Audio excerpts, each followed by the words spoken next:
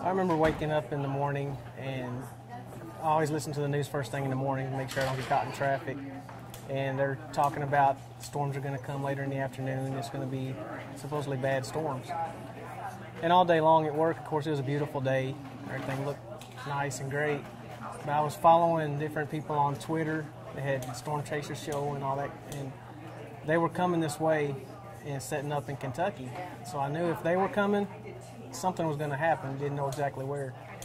And I'd messaged Tricia all day long about how it was going to be bad and don't play around after work, let's get home and all this. And so as the afternoon came, I got off work and went by to pick her up.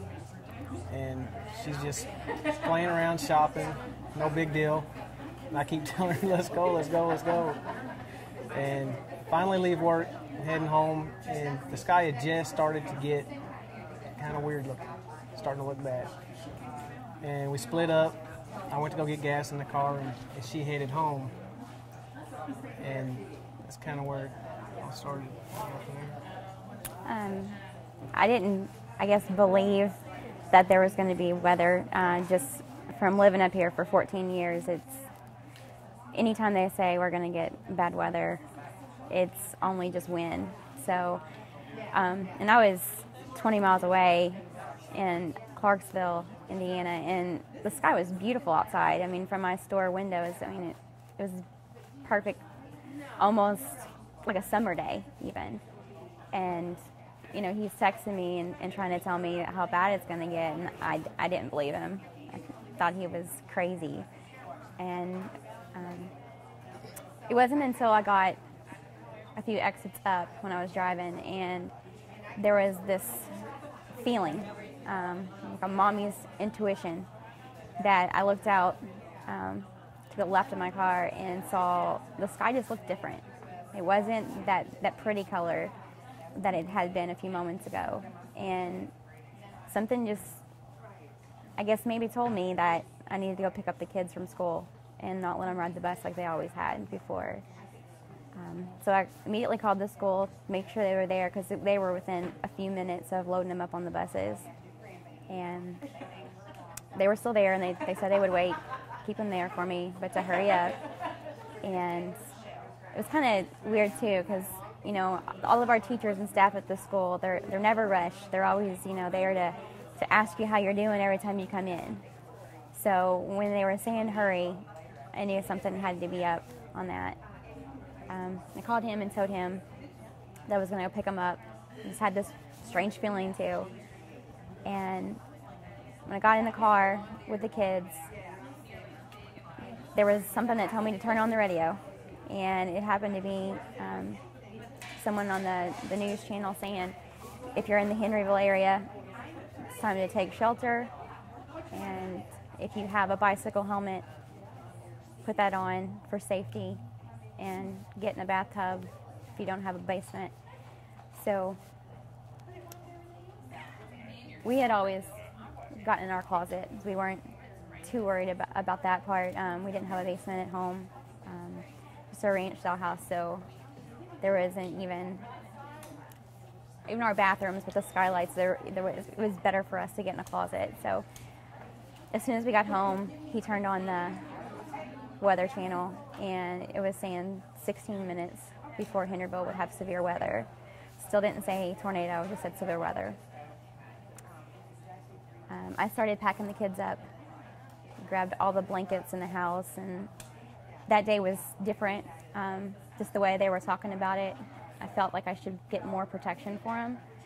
So once I had the kids in the closet with blankets underneath them and around them, I put the couch cushions on top of them, which we had never done before, but something was just compelling me to do that. Darrell had went outside to look, like every man does when they say there's going to be bad weather. Men go outside and start taking pictures. So he had went outside, and it was just a few minutes later, and I heard the wind take the front door and slammed it so hard that and I heard him just yell out, "Oh my God." And I had never heard him be that stern before. I knew the kids were in there, packed in, so I went out to the kitchen to see what was going on, and he was at the back window at that time, and he just said, it's a tornado.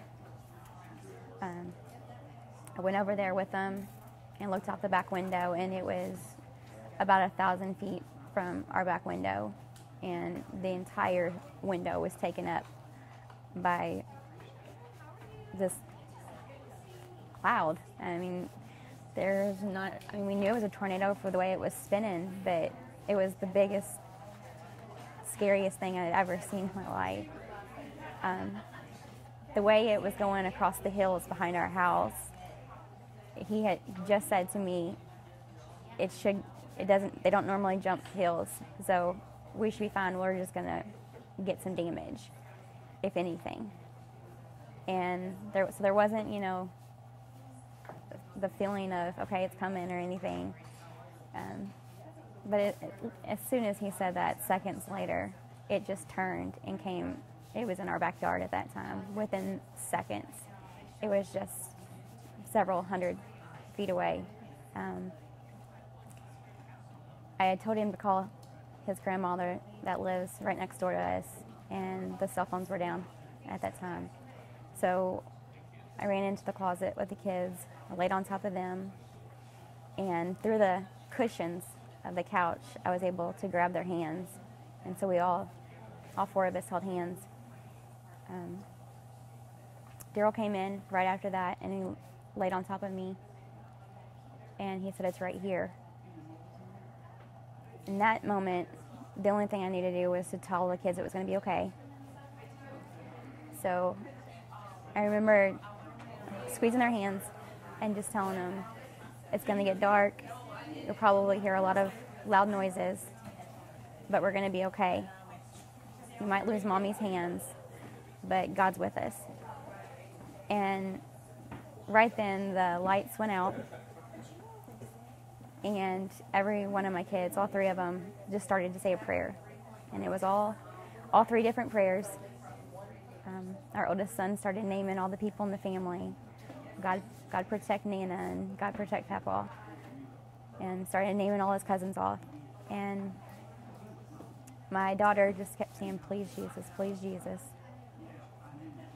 And our middle son just kept saying, God protect my family.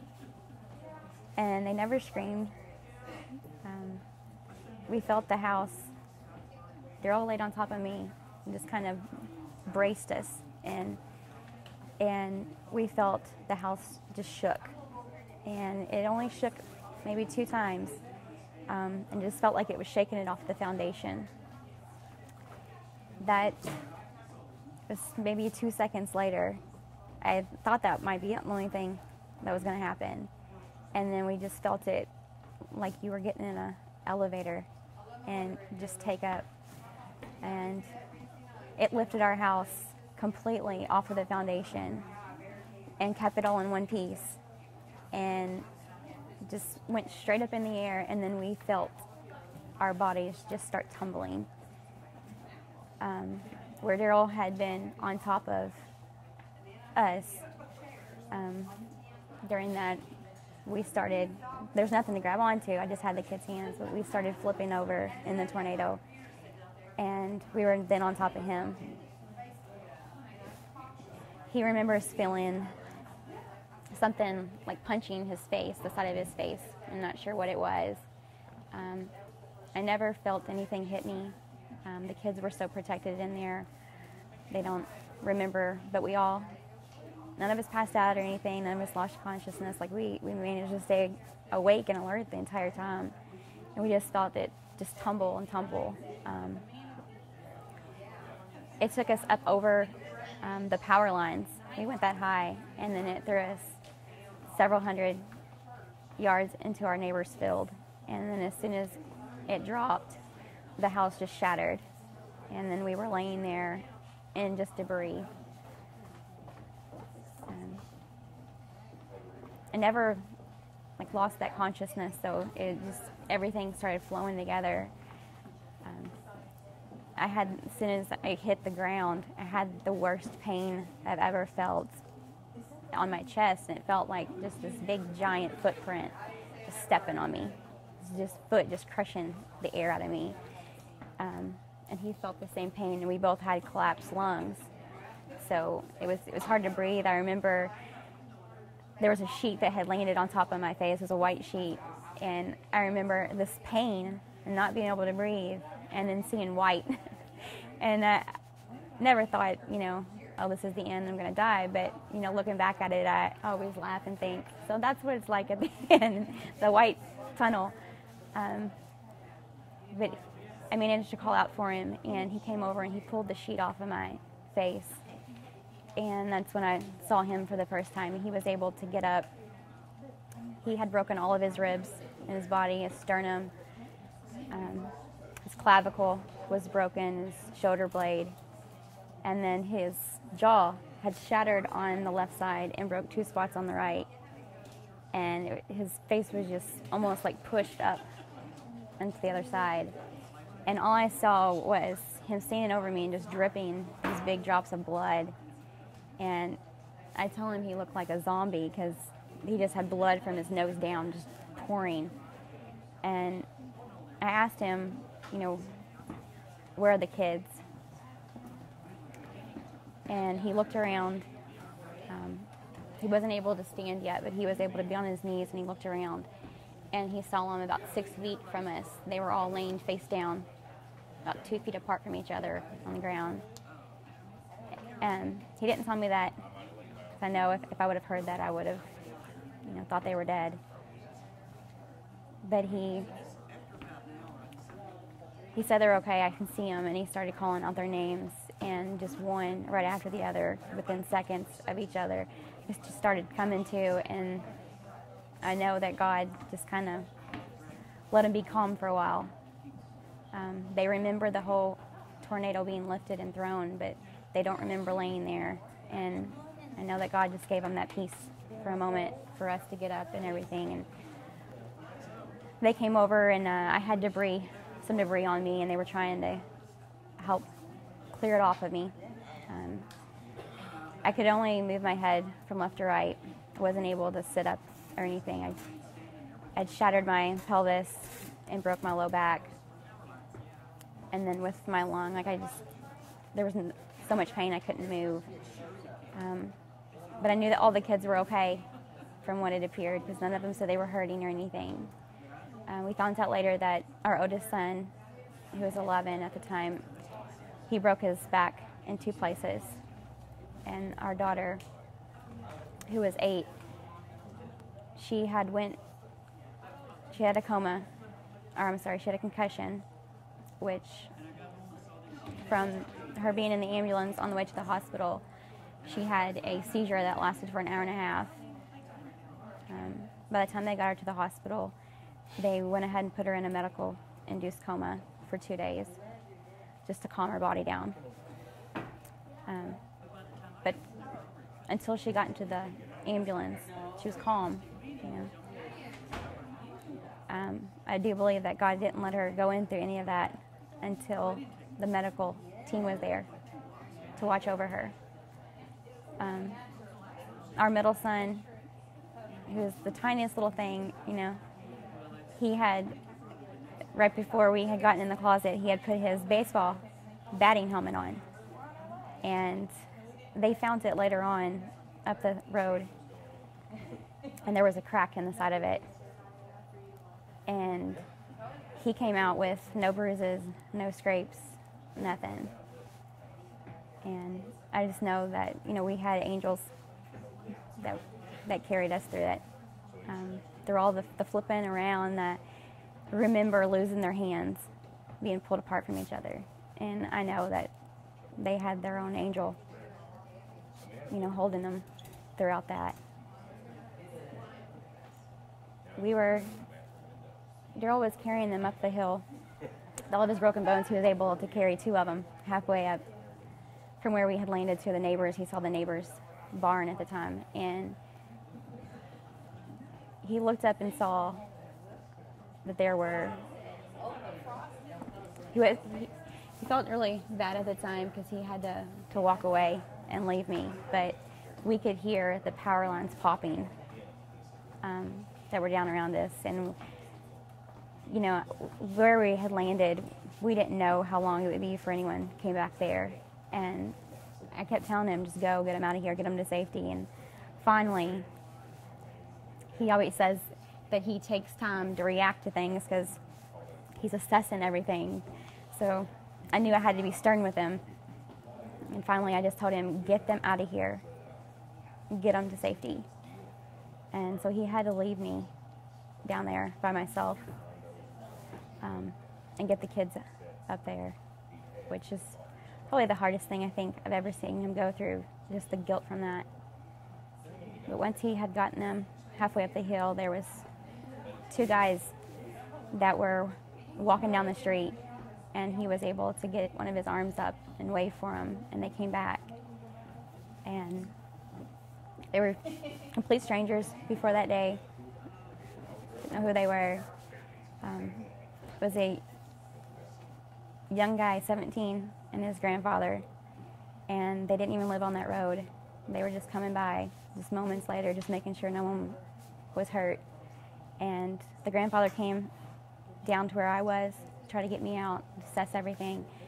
And the grandson went with Darrell and helped him get the kids into what was left of the neighbor's house. While we were down there, and he was sitting with me, I remember now, I just kept asking him, you know, get me out of here, please. I'm in so much pain, it hurts, just get me out of here. And he just kept, he would walk away from me for a minute, and he would say, Tricia, I'm going to be right here, you know, and I'm not leaving you. 1 second, 1 second. And I didn't know what he was doing. I didn't think at the time that he believed me that I was hurting so bad. And I just wanted him to get out of there. And during that time, his grandson had come back down the hill to see if he could help. And, you know, he said, no, you're going to have to get more people. We're going to have to carry her out. And at that time, he left to go find some more people. And that's when the hail came through, the hailstorm. And what he was doing when he kept leaving me for a few moments is he was trying to find stuff to cover us up. And there just wasn't anything left down there. I was just freezing because at that time it started to rain, and the rain was so cold that day. And he was trying to find me. He had wet blankets that he was putting on me, but nothing was really helping. And it just wasn't the best thing for him to try to carry me out there, especially now knowing that my back was broken. We don't know the damages, but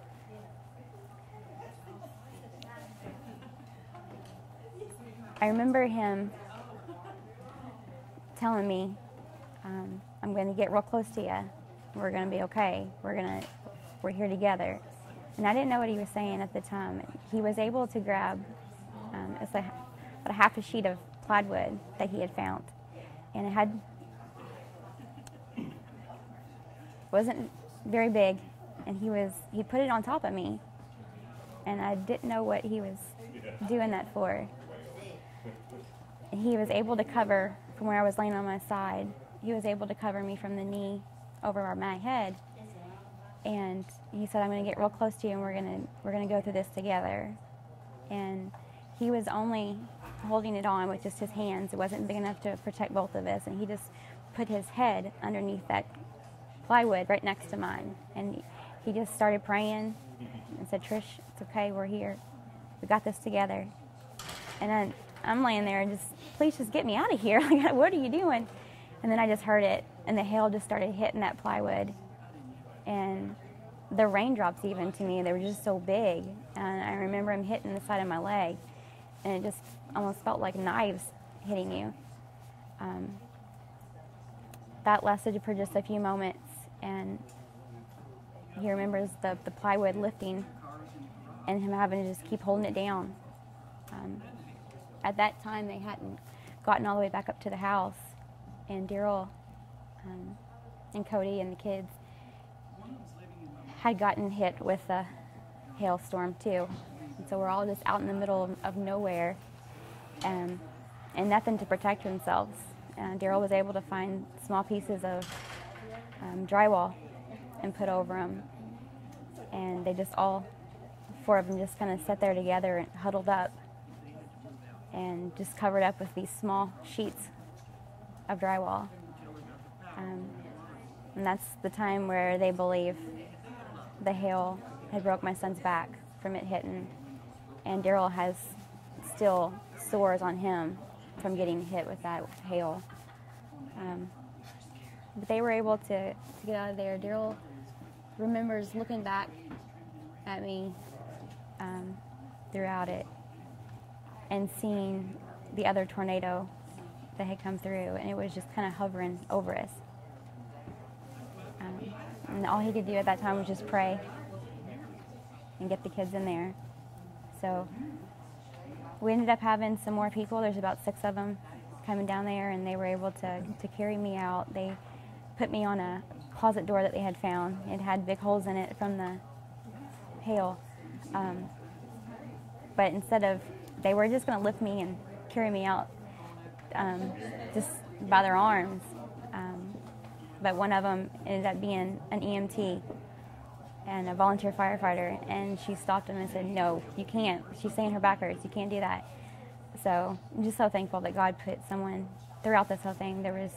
Whether it was the angels in there with us that day, and then just sending us more angels to know what to do at that time, just that protected us the whole time.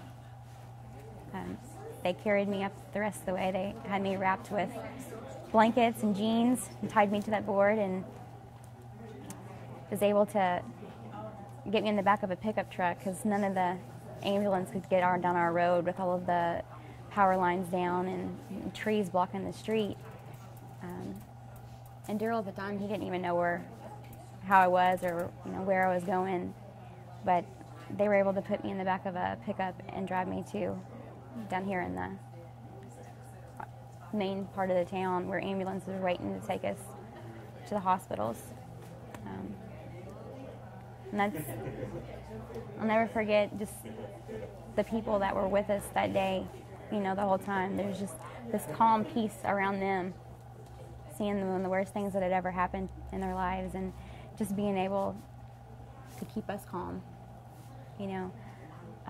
It's so comforting, and I know that God just was there the whole time. That's what we remember that day. How God gives you the strength that you didn't think you could possibly have. He gave it to us that day physically, but then throughout all of it, just emotionally, spiritually, just the strength that He gives you in certain people and your community. Sometimes it's hard to talk about. Sometimes it's hard to reflect back on it because we're reminded of it every day. But as soon as your mind starts to wander, there's also a peace that comes over you. And just, if anyone ever has to go through something like this, just reach out. Whether it's turn to God, turn to a friend, turn to, a supporting family member. But you got to talk. You got to talk about it. Hiding everything in is not healthy for you emotionally, and so I'm glad that my kids have been able to also just have that peace and able to speak about it. It's helped us. We're a pretty open family, so we discuss everything, and we're always there for each other. Through the whole thing, I think what we've learned most, looking back, is how strong our faith in God is, and it truly can give you great strength. And it's taught me, especially because I'm not a big talker, but it's taught me to talk about problems, and it really does help. There are people there that will help you, family and pastor. A lot of people, there's a lot of help out there, but you have to reach out to get it.